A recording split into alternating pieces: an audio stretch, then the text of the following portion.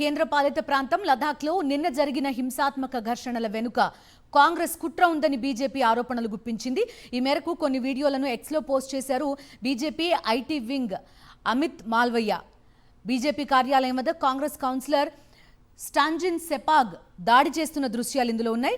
సెపాంగ్ upper Leh ward Congress councillor. ఈ నేపథ్యంలో కాంగ్రెస్ ను టార్గెట్ చేసిన బీజేపీ రాహుల్ గాంధీ ఆశపడుతోంది ఇలాంటి అశాంతి కోసమేనా అని నిలదీసింది. ఉద్దేశపూర్వకంగా అల్లర్లు రెచ్చగొట్టినందుకు కాంగ్రెస్ కౌన్సిలర్ స్టాంజిన్ సెపాగ్ పై పోలీసులు ఎఫ్ఐఆర్ నమోదు చేశారు.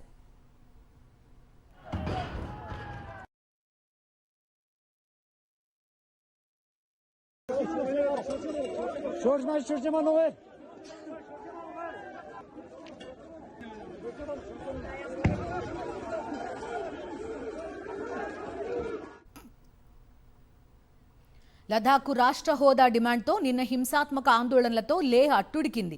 నిరసనకారులు బీజేపీ ఆఫీస్తో పాటు Leh hill council building, CRPF వాహనాలకు నిప్పుబెట్టారు. వీధుల్లో విధ్వంసం సృష్టించారు. ఘర్షణలో 4 చనిపోగా 90 మందికి పైగా గాయపడ్డారు. ఈ అల్లర్లకు సంబంధించి ఇప్పటి వరకు 48 మందికి పోలీసులు అదుపులోకి తీసుకున్నారు. లదాఖ్ జిల్లాలో కర్ఫ్యూ అమల్లో ఉంది. లదాఖ్ వ్యాప్తంగా నిరసనలు, ఆందోళనలతో కేంద్రపాలిత ప్రాంత యంత్రాంగం నిషేధం విధించింది. ఆందోళనలు హింసాత్మకంగా మారడంతో లదాఖ్ రాష్ట్ర హోదా కోసం చేస్తున్న నిరాహార దీక్షను సామాజిక కార్యకర్త సోనం వాంగ్చుక్ విరమించారు.